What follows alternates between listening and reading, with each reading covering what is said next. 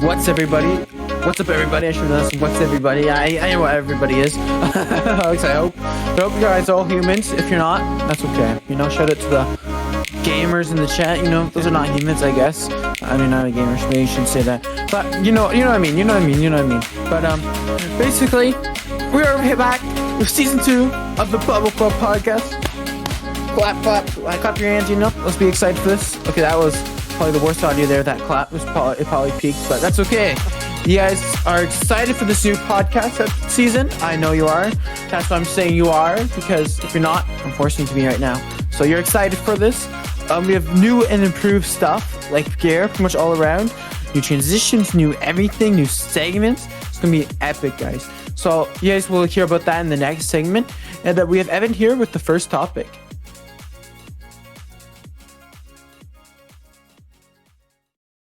Yo, what is up, everybody? It is awesome to be back on the BBQ Podcast.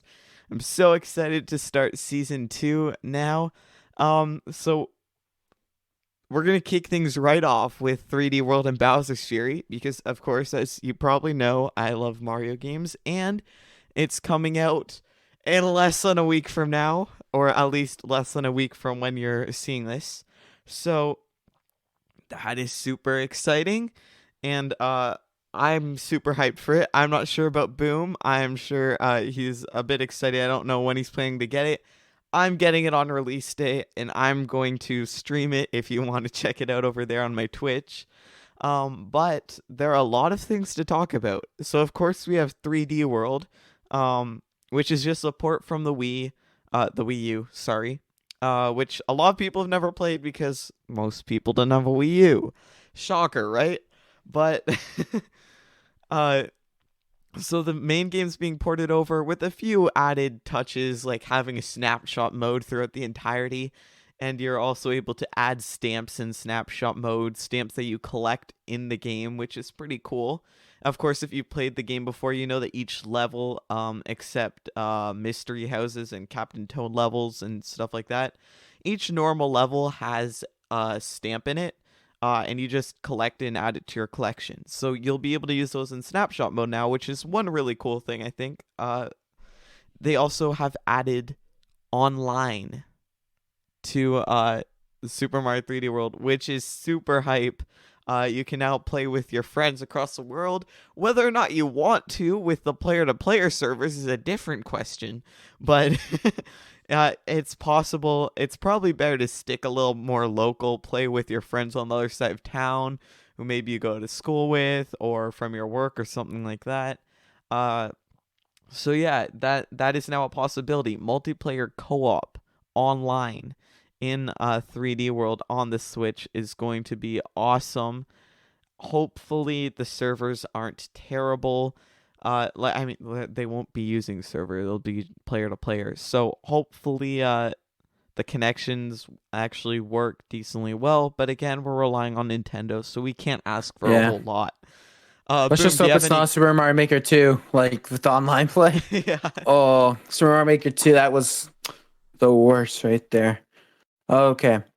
So I'm going to give my opinions now. So I think it looks pretty good. Like the game overall, it's a pretty good game. Like I played it on the Wii. I actually did one of the few people who did own a Wii U. My family decided, you know what, might as well get it together. Even though I thought, judging by how the advertisers went, I thought you'd be able to pick it up and move it, kind of like what the Switch did. Which is partially why we bought it. So it's kind of probably would have not bought it if we realized that. But you know, I played it on the Wii U. It's a good game, and I'm excited to get this game ported over. Bowser's Fury looks great. I know we didn't mention that much before, but Bowser's Fury, I'm sure everyone will talk about this a bit later. It looks really good, and it's actually a pretty good reason to buy it. Like, even for you Wii U owners who own the game on the Wii U and played it before, I would consider getting in about just for the Bowser's Fury. Evan will explain more, and I'll share my opinions later on that later. But yeah, online play, Oh, so it's gonna be really nice. Let's just hope it's not another, as I said, Mario Maker 2, because Mario Maker 2, both that thing gives me flashbacks right there. We don't want that. But I could have swore the old one had it, but maybe I'm just not remembering everything properly. Because I swear they kind of advertised it, but I'm a bit spotty. What do you think they're going to do for the gamepad, Evan? Because for the other one, you on the other version, right? Where you'd have to use the gamepad, the Wii U gamepad, to like light up blocks and stuff. What do you Hmm. think they're going to do for that, Evan? Do you think they're going to do like a Galaxy approach, maybe, or? Yeah. Yeah, so considering I'm planning to speedrun the game, that is definitely something that slightly concerns me, not having a gamepad, because slowness. um, but there are a few ways they could do that. Of course, the gyro on the Joy-Cons, like Boom just said with Galaxy, the port from the Wii to 3D All Stars on the Switch. So you used to have to, if you can see, you used to have to like point the Wiimote at the sensor bar, right? And then they did the same thing with the Joy-Con where you just like use the gyro. It doesn't actually use a sensor bar, but the gyro and the Joy-Con controls that. Now there's not an actual cursor in this game, but that could be useful for like the tilting stuff. They'll definitely have to implement that for that. Um, and then there's also like I don't know how they're gonna do the blowing. They might like replace some things with shaking. Like there are lots of things that they can do with the Joy Cons and the Pro Con because they have a lot of features. They won't be able to implement everything the same way because obviously there's no touchpad, so that's gonna be one thing that's gonna be interesting. Maybe you actually have like a cursor on screen and that's your touchpad. And then it uses the gyro just like a Wiimote. So maybe that's something they try. I'm not exactly sure how that's gonna work.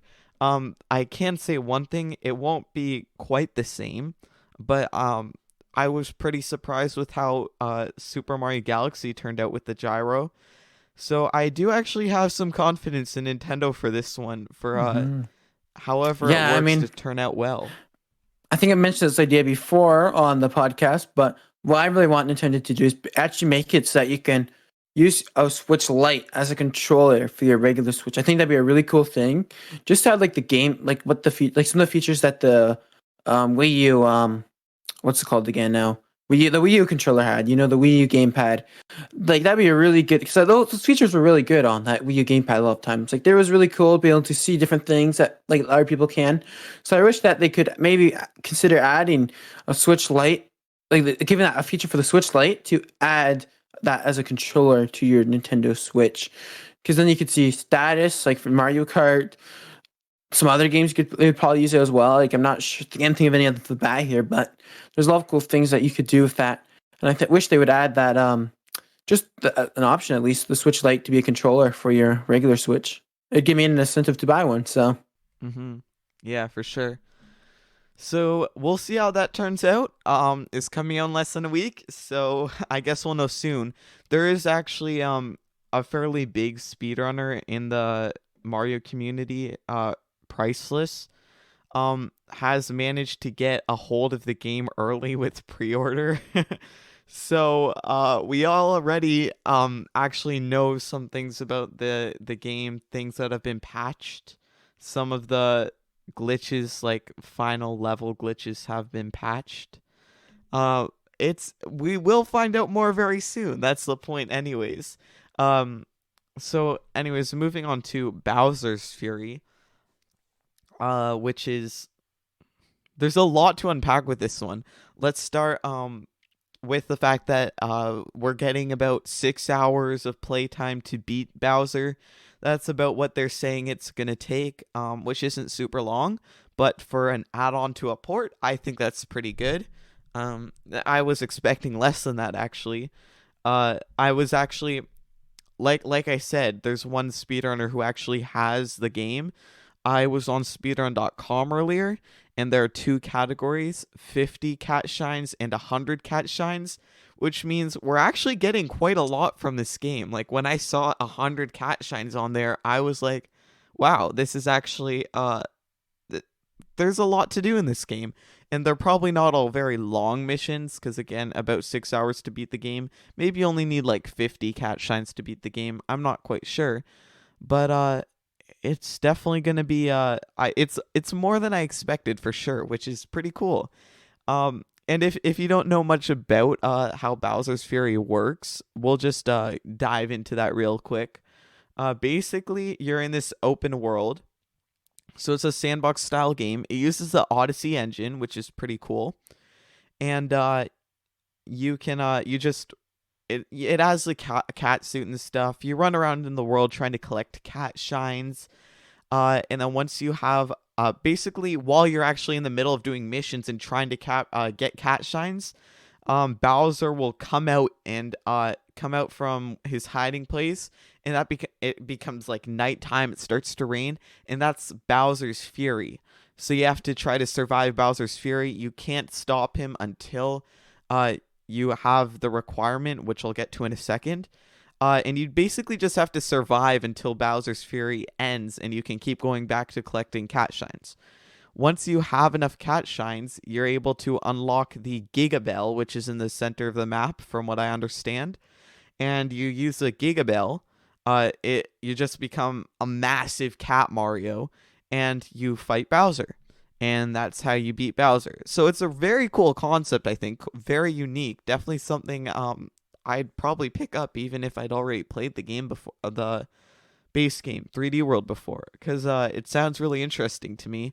Definitely intrigues me. They also have a 2-player mode, similar to Odyssey and Galaxies, where the second player doesn't do as much. But the second player is Bowser Jr. Basically, Mario and Bowser Jr. are working together. And Bowser Jr. has a paintbrush. So that's kind of like Sunshine, the paintbrush that creates paintings. The cat shines, like shines. So people are also drawing some similarities to this game and Sunshine, which makes a lot of people happy. I'm sure. Boom, what do you think about Bowser's Fury? Yeah, as I said before, I think it looks really good, like graphics wise. It looks overall really fun. And I would consider getting it just because of Bowser's Fury, although I've played the base game before. Also, another thing to add is that it's also on the Switch, right? So, like, let's say you want big thing they advertise from the other versions is that you could play as a family. Like, I remember seeing videos like some celebrities, I think from Disney Channel or whatever, playing the game with their friends on like the Wii U, right? With their friend, like their family, right? This will make it a lot easier. Because, for instance, I have a good cousin out pretty far away from me, and I usually doesn't come to where I live, right? I usually go to him where he lives, so I could then bring my Switch with me. We could hook up to his TV and we could play that game together. Like the multiplayer mode's quite chaotic, so it's good test for our friendship / cousinship, I guess, because it goes crazy. Like it's pretty bad in terms of chaoticness, I guess. You know what I mean? But it's still fun, and also online play, which would be nice for as well. So a lot of things like this just will make this game a lot better, I think, and I'm excited for it. As am I. I'm super pumped for this. I can't wait for it to come out, and it's going to be super fun. So next week, next podcast we'll give you all the updates. We'll have all the gameplay and everything for you guys. And if you want to see some content from it real soon, as soon as it comes out, head over to my Twitch channel. And I'll probably get some stuff up on my YouTube as well pretty quickly. So yeah, thank you. Thank you for watching this segment. We'll be right back. This is a BBQ Podcast.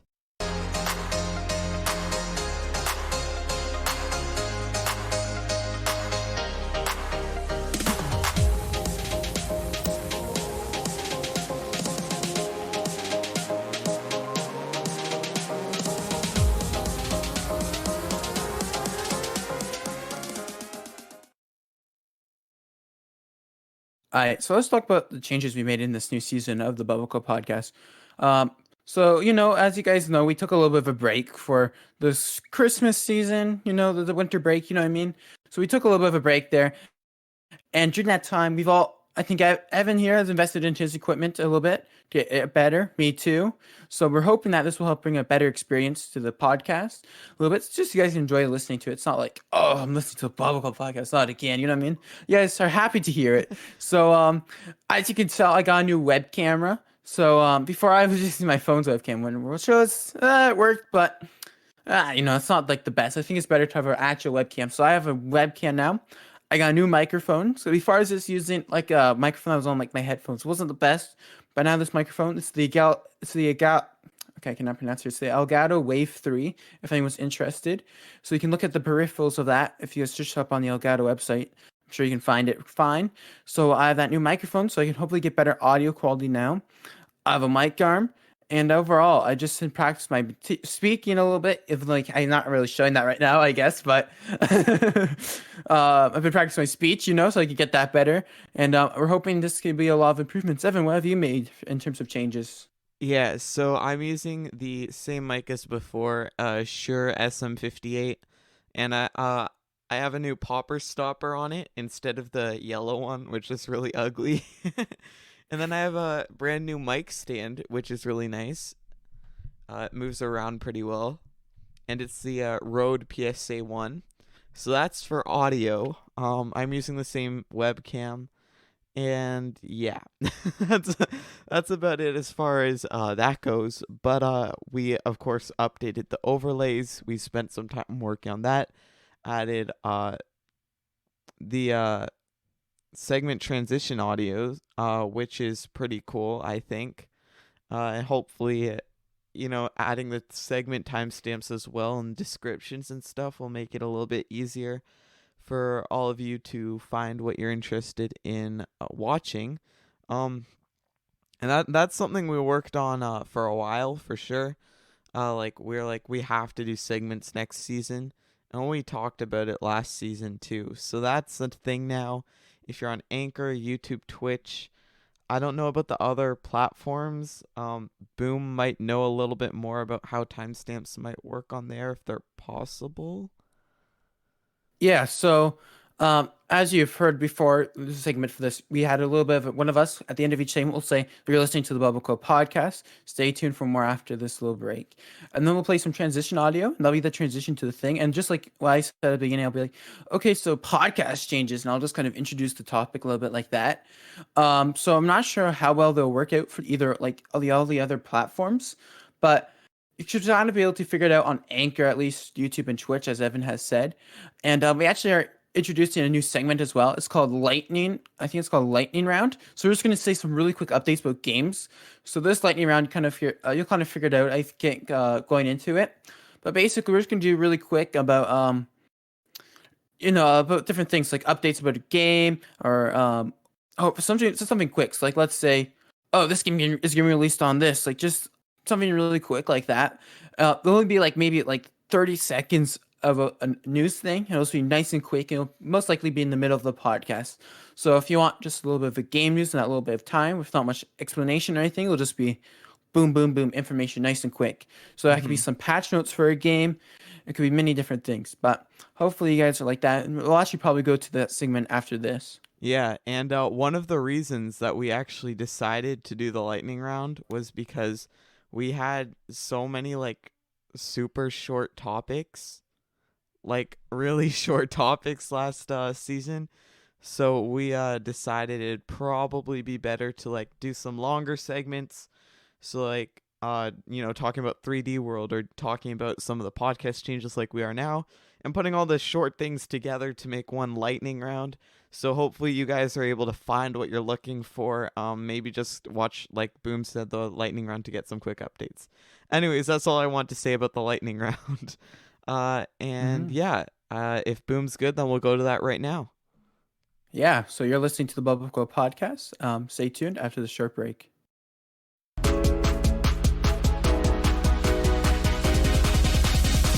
Lightning round.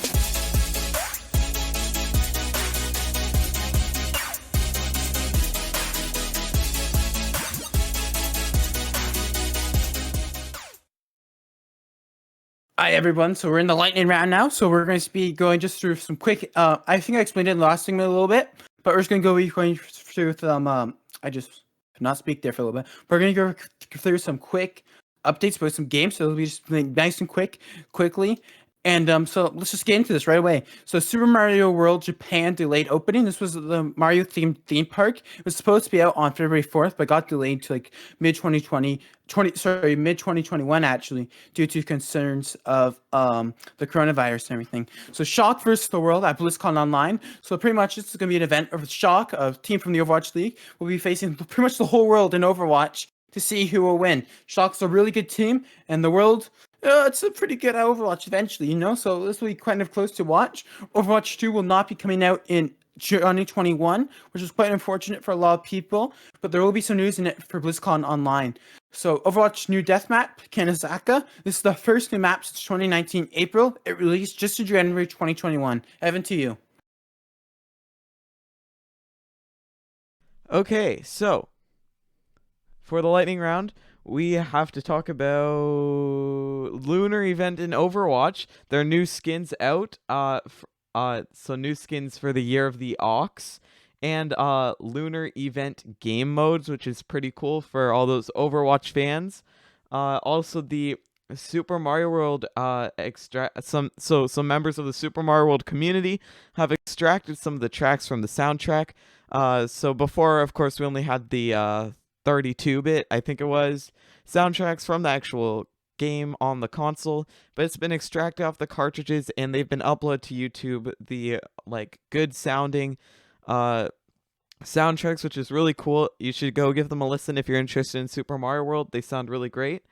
And a number of people are planning on doing a solo 1545, which for anyone who doesn't know what that is, it's basically the 602, the Rareware 301%, and the Sprechvecta all in one run. It's normally a relay race with a bunch of top runners of all those categories, but some runners are thinking about attempting to do it solo. It takes about 50 hours total, so it's going to be interesting to see how that unfolds. And if you want to stay up to date on that, you can probably check the Multi-Mario Discord server. And that's it for this lightning round. We'll be right back after the break. This is the BBQ Podcast.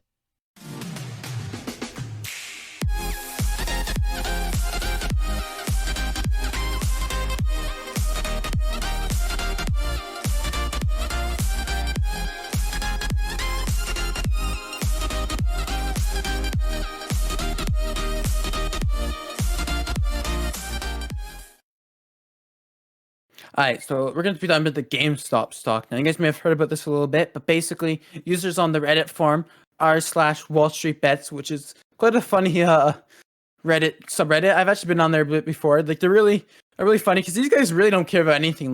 They'll go bet their whole life savings on some Wall Street thing, which will most likely not even sustain them in the future, and they'll lose all that money, which is what makes them the real Giga Chads of the internet. They just don't care. They'll go straight for the Wall Street bets. You know what I mean? But basically, there's one user on there. I'm not going to say his name as it's not the most PG username, but this guy, he realized that GameStop stock was the most shorted stock in the world. So this was really shorted. So basically, I'm going to explain how this works. So basically, when someone thinks that stock will get down, they can short a stock. So basically, they will go rent a stock from somebody who owns it for real. So they'll be like, oh, I'm going to take, let's say my phone, for example. That's a nice, easy object. So they'll take the phone and they'll just rent it for a little bit. So then they'll rent it and they'll be like, oh, okay, I can sell this phone for $10. So then they'll do that right away, right? So now the phone's gone, right? Out of the picture, not there. So after that for a little bit, right?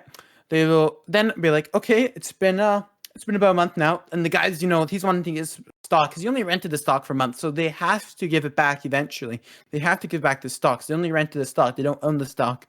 So let's say now they have to buy it back for $5, because they sold it for $10. So now they have to buy it back for $5 since the stock went down. So then they buy it back from someone else for $5. Sorry, not $10, and then they will give it back. So then they would have profited $5 there, if that makes any sense at all.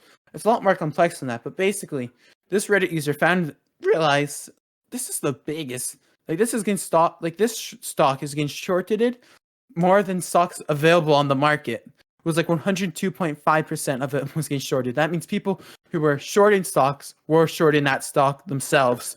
So it went crazy. That means it was getting rented by a renter, which was just kind of mind-boggling there. So basically, if enough people own all of this, right, they can just keep these stocks and not sell them, and they will have to buy it back eventually, right? So they'll be like, okay, let me buy the stock back, let me buy the stock back, and they'll be like, no, I'm not going to sell it to you. So, but eventually, like let's say $1,000, they'd be like, okay, fine, with $1,000, I will give you back the stock. So then they would have to buy that stock for $1,000, so that they wouldn't get in trouble with the other guy. So they would buy that stock for $1,000 and give it back to the other guy. So basically, this would make it really easy for a lot of few people who own it, and they don't sell that stock at all. Eventually, they're gonna have to buy back. They're like, no, not gonna sell, not gonna sell, not gonna sell. Eventually, they'll be like, okay, fine, I'll sell for that, like $1,000, let's say, which they'll have to do eventually, right? So this is what happens, and this made this stock go through the roof. Let's just say that it got really crazy there. I think it got worth more than Apple stock at some point. Actually, I'm going to check that real quick right now. Apple stock. But basically, it was really crazy. Like, it got really high. Yep, it went higher than Apple stock. It got really high, really fast, really crazy, with a lot of people, like, not selling or anything, right? So, if that makes any sense at all. In simple terms, for anyone who's having trouble following that, basically that means people found out about this on the subreddit and they all started investing in it. So a ton of people from all over the world invested in this one stock, which caused it to rise a ton, and no one was selling it, which is why it rose so much. This subreddit, right? They're still posting. They're like, don't worry about the profits, about sending the message now. There's like a lot of people, like this one guy, he's like the guy who started, he's like a 2 million, like he's a millionaire now. Like this guy's rich now. And a lot of people are like, still don't sell it, still hold. It's not about the profit anymore, it's about the message, which I think I take the profit by now because it's probably not going to stay up. But basically, a lot of people started on this, right? I think there was around 2 million people who were subscribed to the subreddit. And after it started happening, some news cycles started going up. Some more people like were already on Reddit, or some people just got Reddit for it, subscribed. So they went from 2 million to like 3 million all in the last like 2 weeks, which is crazy growth. Everyone's getting on this drink. It's like everybody on the internet wants to be like, oh, I made Wall Street lose all of their money. Like, this is great. You know what I mean? Like, if they're just people in their mom's basements, most likely, like me and Evan here. You know what I mean? So, Wow. sorry, me and Evan, but but they really want to be able to make as much money, show a message, even though there's people in their mom's basement, investing all the money they can, even though it's like their grandma's life savings and all that stuff. But basically, a lot of them made a lot of money, and it was a whole fiasco, and it's still doing pretty good, actually, the stock, I think. So, what do you think about this, Evan? Yeah, so a bit of my take on this. It was pretty crazy, actually, what started happening. And like Boom said, I'm aware of a number of people who have just put all their money in, not all their money in, but a fair amount, and they're not going to take it out. They're like, okay, I'm putting this amount in. I don't need this money, but I want to use it to send the message. So there are some people who are just going all in, putting all their money in, and then they're like, it's to send a message.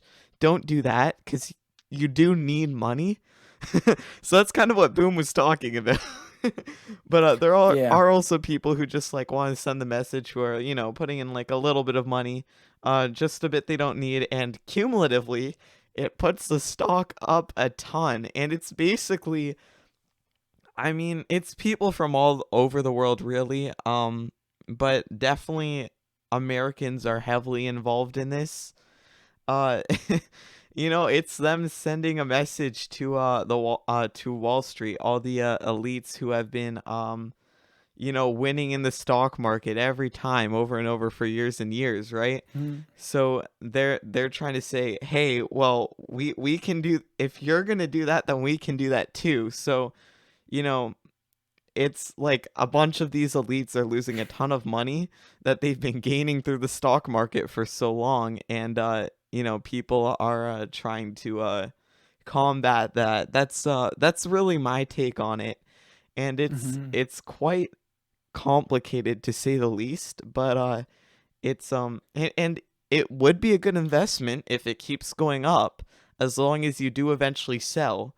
But if you are planning to just leave it in there and not take it out, so more of the elites lose some of their money that they've been gaining by, rigging the stock market for a long time, then y- don't put all your money in, because you need it to eat and to have a house and stuff like that. So I'd recommend keeping your money. Don't get too crazy with all of this, but it's definitely an interesting development. And I don't know, I think Main Street's gonna come out on top with this one. What do you think, Boom? Yeah, I mean, as you were saying earlier, a lot of people are just putting their money in there thinking, "Oh yeah, I'm gonna lose it." That's actually a really good investing kit now. Like, I'm not the best investor. Like, I'm not professional, so don't be like, "Oh, Boom said this. It's unqualified on the internet. Gotta do what he says." I'm not the most into the stock market, but a lot of the advice that I have heard from professionals and stuff, they did say pretty much any money are going to invest, just pretend you lost that right away, because it's really risky. A lot of this stuff, like, so you just gotta pretend once you have that money, lose it like right out there, pretend you don't have any money left from that anymore, so you don't go too crazy in terms of spending it and all that stuff. So I do think Wall Street will win eventually, especially since there's a few companies that actually stop letting like people sell it on their platforms or Yes. slash buying it on their Yes, we platforms. need to talk about So some Robinhood people, after this. yeah, yeah. It's but yeah, as Evan said, it was Robinhood. That's the main one. A few other ones were doing it too, I think, but they weren't as big. But basically, there's been like lawsuits. It's been a really crazy thing. But a lot of people were also doing it just because we're even mad at Wall Street for like abusing the stock market. Like, I'm fine with it, as long as everyone's allowed to do it. I guess you know what I mean. Like, it's supposed to be kind of wild like that. Yeah, But like I'm fine with the way the stock market works as long as it's like level ground for everyone and no one has the advantage, right? yeah, but basically, as I was trying to say, what's the not what I'm looking for now, but basically, um a lot of people felt like it was not the best, like not the nicest thing to be assuming these companies are going to fail. Like, a lot of failing like companies, like, it's not really the best idea to be like, it's not, they didn't feel like it was nice for Wall Street to be like Mm-hmm. profiting so much off these failing companies, you know what I mean? Like, he felt like they felt like you should invest in stuff that you should be investing. Like, personally, I would not invest in GameStop. I think I was thinking about investing some. I joked to Evan a while ago saying, invest in all your money in GameStop now, which hopefully he didn't do. I wasn't serious advice, Evan. I'm telling I you that didn't do now. that. Good job, Evan. Good job. You're being responsible with your money. But it's honestly pretty funny to, just sometimes cause stuff like this just to destroy the stock market for a few weeks and then live your life. Yeah, and But another thing like that might help people if I put in simpler terms real quick here. I'll let you keep going in a second, Boom.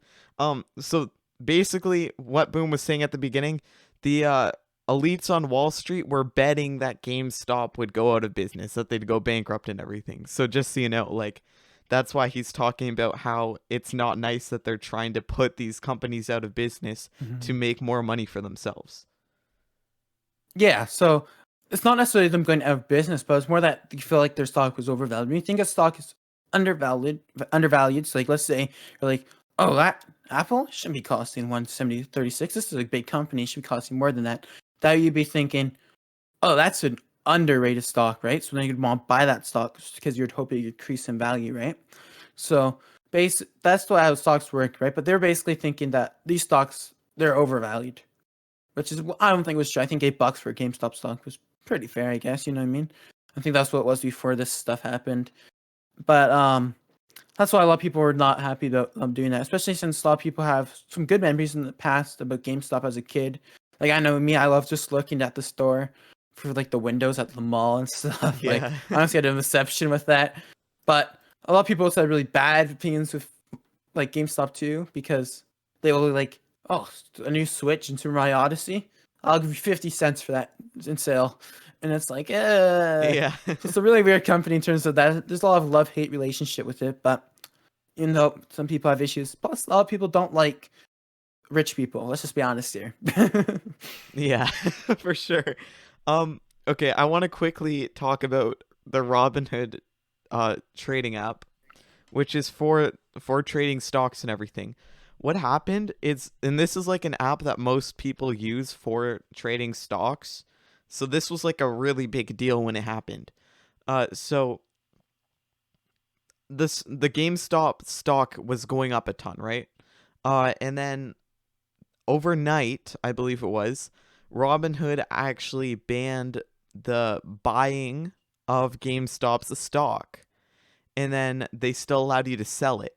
And they claimed this was so that no one would lose their money and make poor investments, which is reasonable, but let's be honest, most people knew what they were doing. There are some dumb people who just put all their money in. And I'm not saying you should do that. Definitely don't do that. But that's not what's happening with most people. See, so like that, you have Robinhood, who's now stopping people from buying the stock, and that caused the stock to lower because people started selling because they didn't want to lose their money. So the app actually caused like some what's the word I'm looking for? It changed the way the stock market was going, I guess. It lowered the stock quite a bit. Yeah. There's a dramatic stop. And that was because of Robinhood's influence, because they are able to control who does that. And then, look, without getting too political here or anything, there were a number of like politicians from both sides who were angry with this. So this is like definitely a thing that people were like all over America, even all over the world, were quite angry about. So yeah, that's another thing to consider. So if you had Robinhood, you just couldn't buy the stock at all. You could buy it on other platforms, but Robinhood was one most people used, and a lot of people who wanted to invest never got the chance. And at that point, GameStop stock was at like $400, I think, which is extremely high. Yeah, so it peaked at around 350, but it was at one of the highest points. There was a huge drop off. But Robinhood actually, I think it was in the last week, they actually decided, you know what, we'll let people buy it again, Because like the issue is that they said the reason was that people didn't lose money. When they banned that, it made people lose money anyways. Yeah, exactly. Because a lot of people were not willing to sell anyways. Yeah, it was, so, no matter what, like a lot of people were like, oh, frick, like time to sell. So, and there was less demand for buy as well because of that thing, right? That was me, the simple people, like the average people, they'll use apps. Like a lot of people don't want to go to like, financial things to buy stocks. They just want to be using that, nice and simple, right?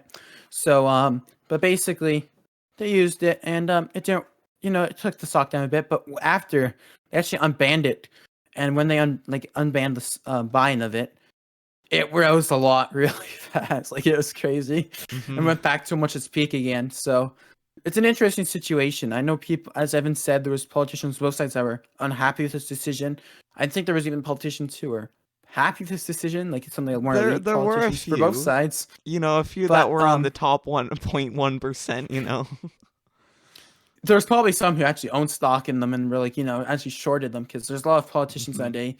Yeah. They're trying to get political here. There are a lot of politicians who do own, and they do invest, and they actually own like shares in companies, which is an interesting thing. But I'm not going to say anything other than that. It was very interesting because you had like top Republicans on Twitter, like Ted Cruz, and top Democrats like AOC, and they were like agreeing on it. So it was definitely strange.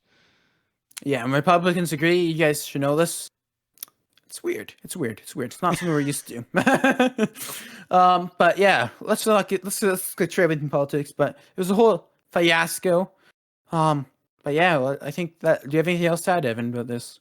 That's about it. It's just very interesting to me. I think actually Robinhood was really worried about getting in trouble, so that's why you can buy again. But other than that, that's all I have to say about this. It's definitely interesting, and we're probably going to keep monitoring it, and we'll probably give you an update on it next podcast, maybe. Yeah, it's already dying down a little bit, like the hype already.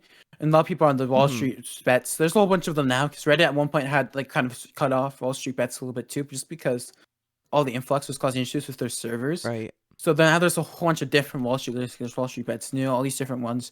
But basically, it's starting to go down, but now people are on the podcast like, it's not about the profit anymore, it's about the message, which a lot of people are making memes of, being like, these guys are clowns, just take the profit and leave. Like, it's time to stop this now, Yeah, and lose all your money. Thing, like, I forgot to say this, but they did this with more than just the GameStop stock. They did it with like AMC and some other companies that were being betted against in Wall Street. So GameStop's had the most effect, but it's pretty crazy. Yeah, for sure. Like they've been doing a whole bunch of different companies, Bed Bath, like and Beyond, I think was one of them. But yeah, it's been a really interesting situation. And if you're feeling like I think Blockbuster, I think tweeted out from their last location was like at Reddit, do your thing, So maybe Yeah. Blockbuster will see a rise up again. But I think that's all we have to say. So I'll end the segment here. You're listening to the BBQ Podcast. Stay tuned after the strip break.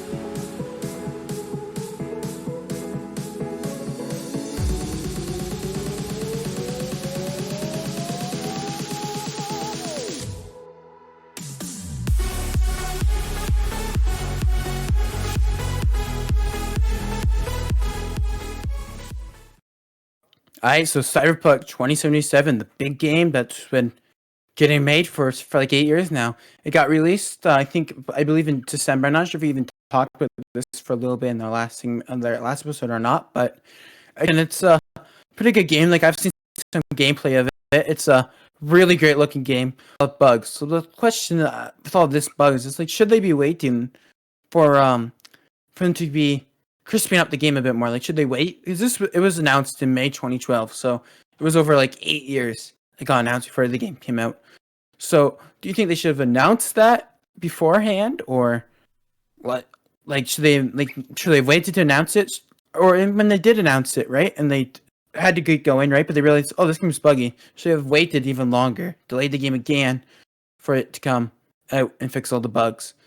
But it's a great game still, I will say that, but it's unplayable on some platforms. Like, for instance, it came out on the PS4. Yeah, you don't want to play on the PS4.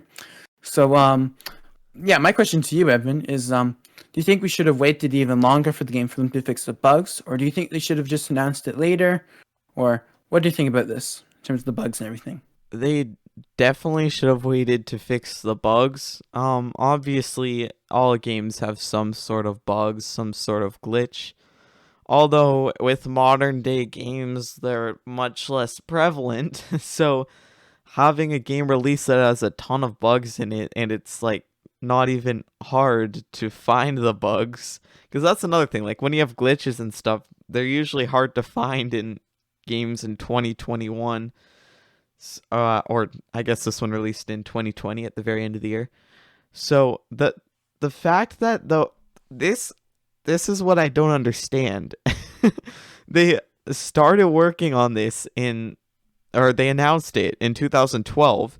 It's 2000. Yeah, it could have been announced even before. Yeah. Like, it's a really big game, though. Like, it's a massive game. Like, you can customize everything about your character. Mm-hmm. And I mean everything. Okay. Like, literally things you don't even imagine customizing. You can customize in this game. The thing is, I would much rather have to, like, for example, with 3D World and Bowser's Fury, I'd much rather have to wait till next year for it, even though I really hope it comes next on Friday. But I'd rather wait till next year for it than have to endure a bunch of bugs and the game just not working at all, because no one likes that. It's not fun for anyone. And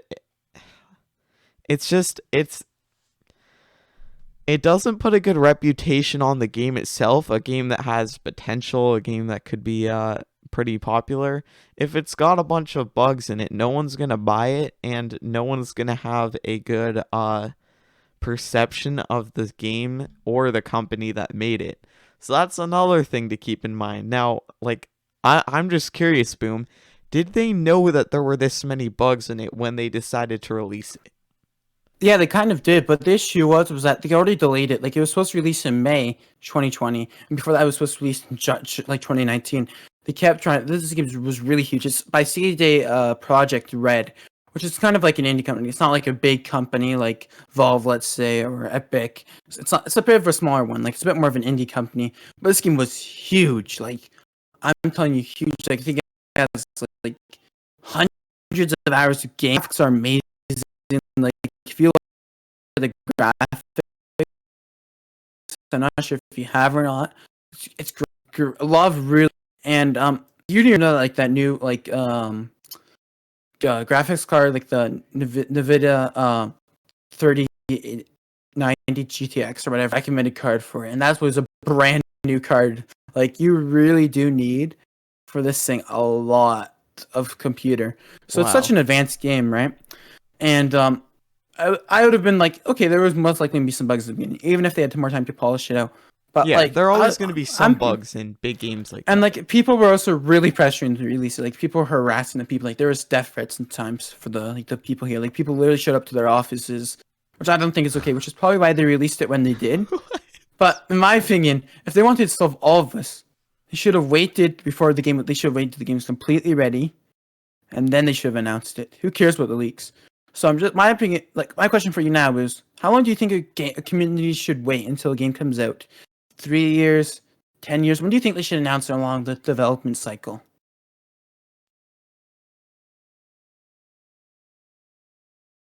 My bad. Sorry, guys. I think that for sure announcing it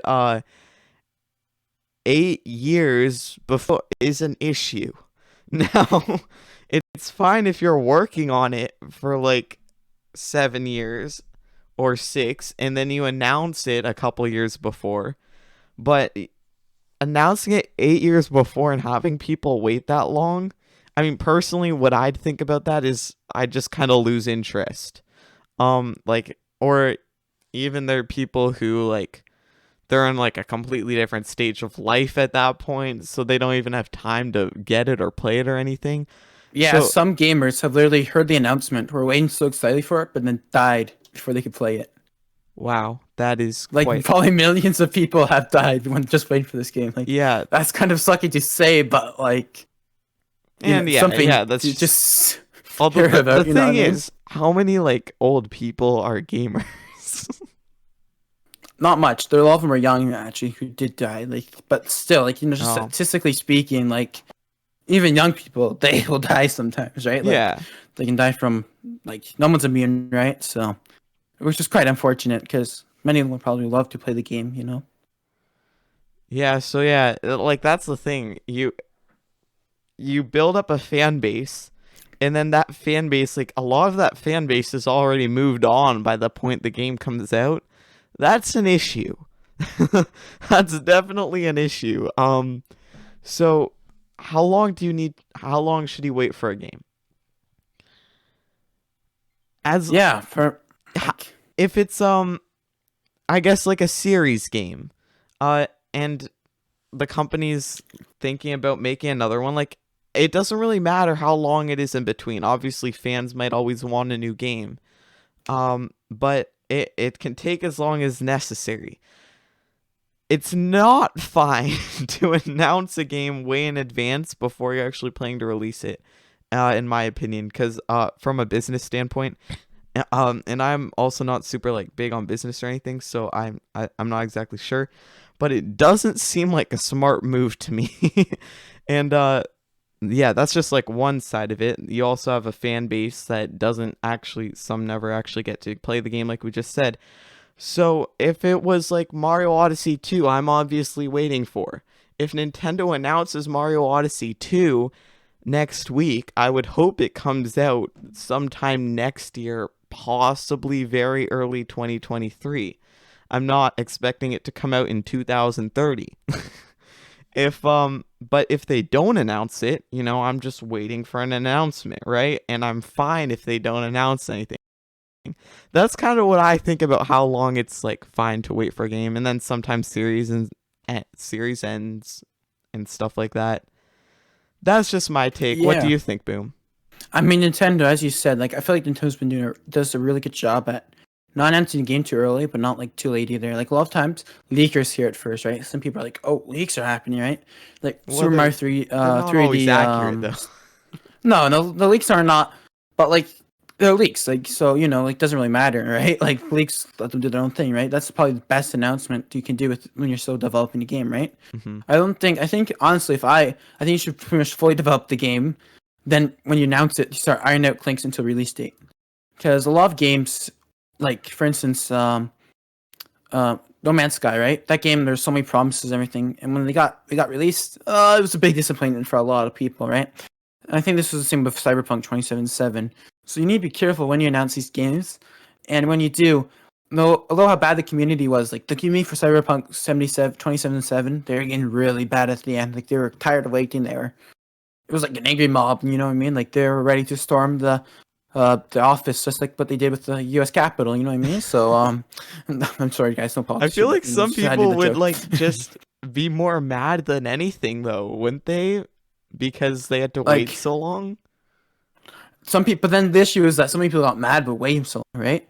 But then then people get mad that once they got the game, since they're like, okay, fine, here's the game, quick, and the bugs they complain about, right? Right. But so I think the easiest way to fix this was just to wait to announce it, because although it's good to get some hype early on, you still gotta be very careful with how you do that. You know what I mean? So that you don't cause any issues with anything. Like for instance, Hytale got announced in December 2018. That's a game by Hypixel, which is the Minecraft server. It's most likely released in 2021, which is actually good. Like, but they were developing this. Like, I remember hearing about it. Kind of, it was a bit more of leaks back then, right? But that was back in like I think 2014, no 2015. I'd say actually. I think that was when the Minecraft was at a peak when they started developing it, kind of, because that was after they had a few solid years of like kind of being in like a Minecraft server, right? Um, so they only announced, and they announced after like 3 years of developing it, and it was when they did mention it, they never really mentions the release date, which I still feel like it was a bit too early for them to do it 3 years, but it was better than Cyberpunk. You know what I mean? So I think that you shouldn't be waiting for too long for games, because although one of the topics is how long should a community wait until a game comes out? I don't think it should be long, unless, as you said, it was like a sequel for a game. Like sequels, I can be like, yeah, that makes sense. You have to be patient for those. Like, well, a lot of people know they're not gonna like like Nintendo. They're most likely not gonna just stop the Mario series with what they have, like the 2D Mario's. They're gonna make more. Yeah. So, but they're not gonna announce it. So, like, it's not like a big wait. Do you know what I mean? But when they do, I think it should be within a year. They try to release this game. Yeah. And from a business standpoint, that's probably also a lot smarter. Anyways, do you have Yeah. any last comments about Cyberpunk, Boom? No, I mean, if you have some extra money, you're fine with some glitches, and you're an adult. I wouldn't suggest playing this if you're younger than an adult, to be honest. But like I haven't played it yet, but I've seen some gameplay, which was like all PG gameplay, which is what I'm fine with as a teenager. But if you want to pick it up, I would suggest maybe picking it up. Maybe wait a little bit to see if they have any bugs fixes. If you don't like the bugs, but some people like the bugs, they find it funny. I don't know why, but yeah. Yeah, so thank you guys all for listening to the podcast. This is the BBQ Podcast. This is Boom. And Evan, I'll let you go to the outro. Yeah, so I am super excited for this next week with Bowser's Fury coming out. Don't worry, next podcast we're going to hit you with all the new information, my thoughts especially. I don't know if Boom's planning on getting the game. We'll see, but yeah, we're going to come out strong with the Bowser's Fury content. I'm super excited for that. But other than that, thank you so much for watching this episode of the BBQ Podcast with me and Boom BQ. We will be back in another couple weeks with another episode for you guys. Again, premieres on my YouTube channel, which is EEVAN10, 10 is 10. You can find it at tinyurl.com/EEVAN10-YT. It premieres every other Sunday at 8 o'clock p.m. Eastern Time. And yeah, that's about it. You can go follow me and BoomBQ over on Twitch, and you can sub to Boom on YouTube. That's all we have. Don't forget to share the podcast, but we will see you in a couple weeks. Thank you so much for watching.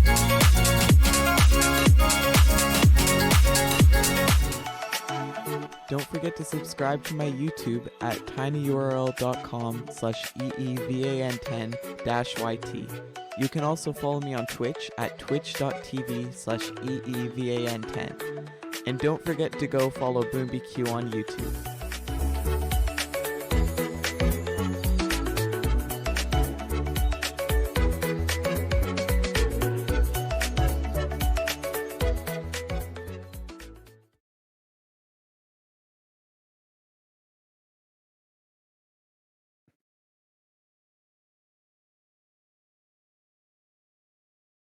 All right. Hello, everyone. Welcome back to the BBQ Podcast post commentary. This is the first post commentary of season 2, which is pretty PogChamp. I will say so myself. That's Very pretty cool. PogChamp. So we have a lot of topics. Okay, so you guys are new. If you're new, listening to this podcast or watching this podcast, since this is only on YouTube, and I think Twitch as well. Is it Twitch as well, Evan? It's on Twitch as well. Yes. Yeah, so Twitch and YouTube. This is just an exclusive part for only people on Twitch and YouTube who either watch the podcast or listen to it on there. So it's just we added a little bit more things to the podcast, and we'll just talk about what we talked about in the podcast. May add a little something else, or may have some whole different topics. It's just 10 or 15 minutes. We should try to keep this pretty short, but it could even be less than that. It really depends on how much you have to talk about, but it's just a little post commentary of the podcast. So I think we'll have. So actually, I'll just say some real quick here. So for the lightning round, the podcast, I did say that Super Mario World Japan delayed opening. I'm actually not 100% sure now. I've looked at some more sources, and it seems to be a bit confused. It's confusing for me right now about whether or not it did open or not. Like I think I got, oh, this is the first looks inside, and I was like, wait, did it open? So I'm not really sure about that. So maybe just do some research yourself for that. Okay. All right, so I'll give it to Evan now for the first topic, I guess. So yeah, it's great to be back on just YouTube and Twitch here for the first episode of season 2. So obviously, as you all know, I'm extremely excited about Bowser's Fury. And 3D World, because I never actually played 3D World. And of course, those two games together as a package are coming out on Friday, the 12th of February. That's right, I remember the day. And we talked about that at the beginning of the podcast. And since then, we actually recorded the podcast yesterday. We were a little bit behind schedule. But everything worked out. It actually ended up being a bit longer than normal. But that's not the point. So between yesterday when we recorded and now, I saw this video on YouTube from someone. It wasn't Priceless, who I mentioned in the in the podcast itself. It was some other person on YouTube who does walkthroughs, I guess. So they must have gotten the game early with physical pre-order. And or maybe depending on what the walkthrough is, it could be Nintendo themselves that actually gave it to them. Because I know Nintendo could have given it to them. Nintendo does like to kind of feed content to those types of people a little bit. I know that a bit more. I think Zach Scott Games or whatever. He used to be a pretty big walkthrough / let's player back in the day. I'm not sure how he's doing now, but Nintendo, I feel like, would be the type of guy to still send them him a copy. So yeah, so that's definitely a possibility. Either way, it's also not a YouTuber that has that many views. Like, the video only had about 75,000 views, which is a lot, but it's not like as much as you might expect from early content. I don't know. I might be wrong on that. I don't know how many people are actually interested in Bowser's Fury. But it was okay. I have a few things to say. First, as you'd expect from a game releasing in 2021, the graphics are extremely crisp. They are beautiful. Like, Odyssey's graphics were really nice, but there's just a certain texture to this one. I guess it's like it has the 3D World theme, and it's like it's really nice. I don't know how to describe it. It's just really crisp, really like even the water, like the shine on Mario from like being wet after going in the water. It's on point. I can't wait to play that game for the graphics too. But it actually looks like you have to collect 5 cat shines to unlock the Gigabell initially, okay? The spoiler alerts, by the way. I'm gonna be giving away a little bit of spoilers, so you might want to just skip ahead if you're not interested, or click off if you're watching live. But yeah, I only watched like the first 20 minutes because I didn't want to spoil too much for myself either, but I really wanted to see what the game was like. So you need 5 cat shines to initially unlock the Gigabell, and then you can fight Bowser for the first time. So you fight Bowser over and over, and I'm guessing each time he gets harder. But you fight him in the overworld, and it's really cool because you and Bowser are massive, and then you're just like fighting over top of the world that Mario was just in, the world that Mario was just exploring when he was tiny. And when you're that big, it's just a tiny little world, and one like part of Mario's foot fits over like a whole section of it. It's pretty cool how you're actually fighting over top of the overworld. It's interesting. But basically once you fight Bowser the first time, then it unlocks like the goop comes away and a new section of Lake Lapcat is unlocked. And basically each section is marked by a lighthouse at the end. So you get the lighthouse in each area, and that's like the initial cat shine, and then there are other cat shines in each lighthouse area. It's pretty cool. And as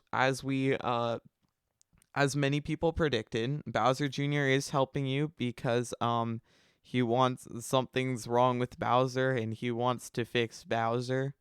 Um so yeah, they're teaming up. It's and that also happens right at the beginning. It's a good cutscene. It has like it's actually kind of funny. You have to see it for yourself, but it has like crying baby Bowser Jr. not baby, Bowser Jr.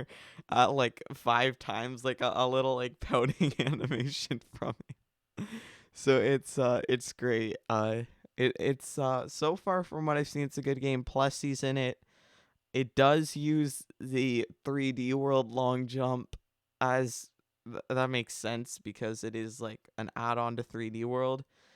So the movement isn't the best coming from like an Odyssey runner, but it'll take a bit of getting used to for me. But for casual people, you're good to go. It'll be easy, or people who play 3D World a lot. Anyways, what do you think about all that, Boom?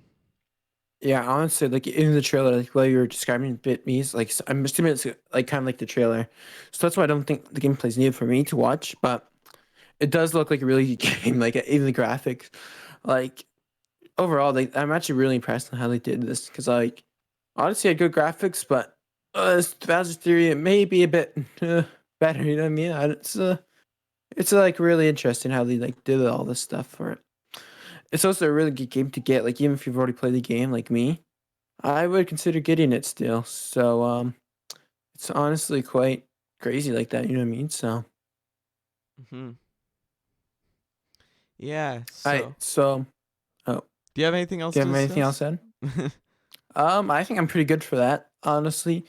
For me it's not like the biggest game, like I'm not freaking out about it too much. Whereas you're a bit more excited to play into this, whereas Hmm. for me it's so. I'm very Seems like a good excited. game, but like it's not when the game's ready to be like I'm not gonna buy it release, so Hmm. I'm waiting for it. Alright. Fair enough. So next for during the topic, I'm actually gonna say that so I meant to say this in the podcast, but since this actually went longer than our usual one, our last podcast, I decided not to say it.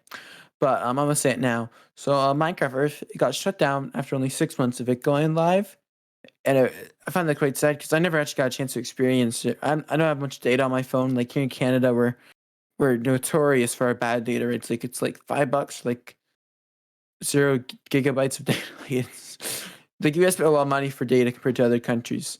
Um, and basically, it got shut down because the pandemic, right?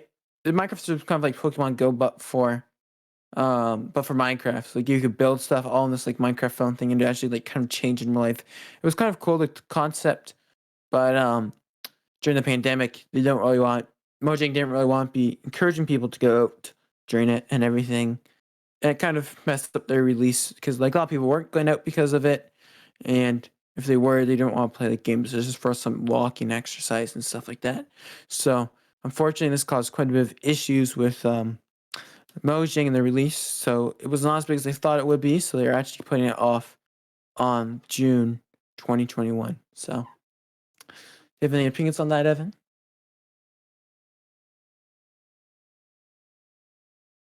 My bad. Okay, there we go. That's too bad. I didn't even know what it was all about.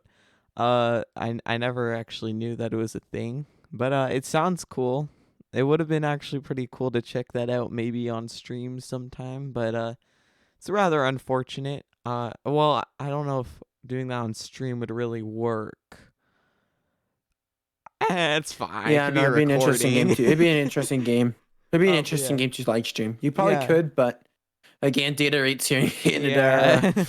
are I a don't bit through actually the have roof. data because it's so expensive. Like, it's Yeah, I'm pretty surprised my bad. parents. I'm surprised I got data. Like honestly, like it's it's it's really bad here because here in Canada, let's just say pretty much all of companies of internet and telephones are all owned by three companies here. And So the other thing is, it's it's not even not like much good competition. data. Like, you No.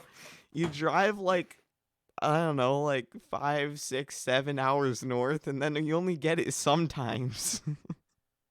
Yeah, it's a whole different thing, but Yeah. the data here, you can research it yourselves. It's we have a pretty bad even in internet, we have a pretty bad infrastructure here in Canada. Although it is better for internet because but still. But yeah, I found like it was really sad that the game I don't think I'd ever play. I feel like it was a bit of a niche for me, like those games. I don't think I'd ever get really into any of them because I just don't think there's something that'd be fun for me. So, Yeah. but I would have maybe wanted to try it. I kind of forgot about the release and everything. I think their marketing need to be a bit better because even as you said, you didn't know about it. I Yeah. didn't. I don't really know too much about it. So like maybe they can make their marketing a bit better and a few other things. But other than all that, I think